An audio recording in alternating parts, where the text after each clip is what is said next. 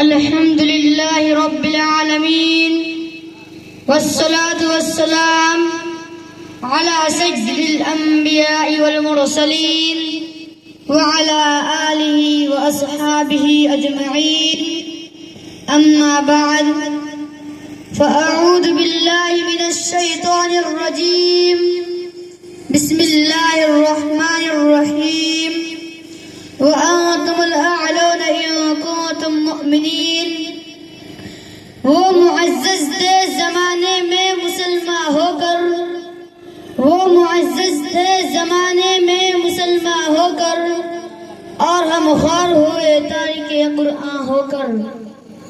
محترم بزرگوں اور دوستو، آج میری گفتگو کا موضوع مسلمانوں کی تباہی اور اس کا علاج ہے.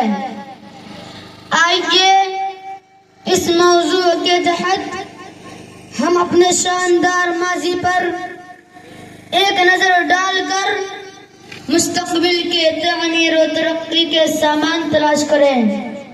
قرآن کریم میں رب ذوالجلال کا ارشاد ہے وَأَنْتُمُ الْأَعْلَوْنَ إِن كُنتُم مُؤْمِنِينَ.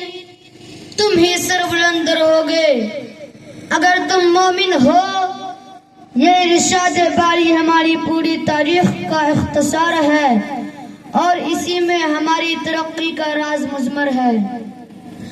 تاریخ کے سینکڑوں واقعات یہ بتانے کے لیے کافی ہے کہ جب بھی ہمارا رشتہ اللہ سے اور اس کے دین سے مضبوط رہا، سربلندی و کامیابی نے ہمارے قدم چومے. اور جب کبھی اس رشتہ میں کسی قسم کی کمزوری آئی، ہم عزت و رفعت کے آسمان سے ذلت و پستی کے غار میں جا گرے.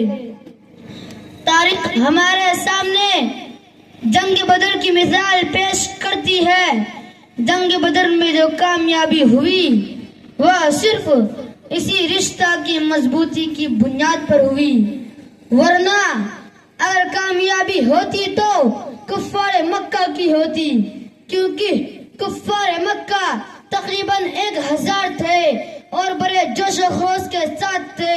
ان کے پاس 700 اونٹ اور 200 گھوڑے، نیز سب کے پاس تلواریں اور دیگر جنگی ہتھیار موجود تھے.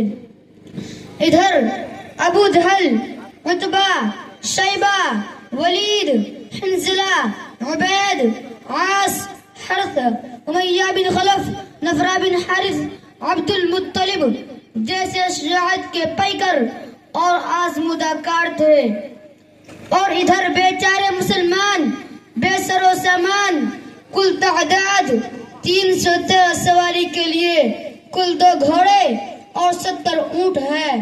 ایک پر 3 4 آدمی سوار ہیں اور بعض پیدل ہی سفر کر رہے ہیں.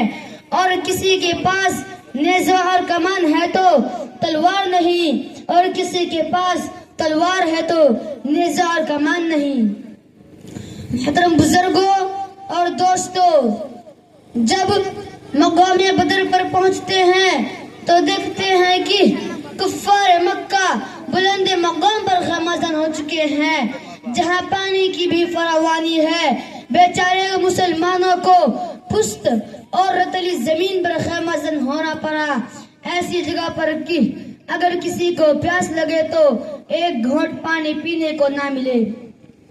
الغرض، جنگ کے اندر جتنے اسباب اور جتنی چیزوں کی ضرورت پڑتی ہے وہ سب کفار مکہ کو حاصل تھی، مگر جب ذرا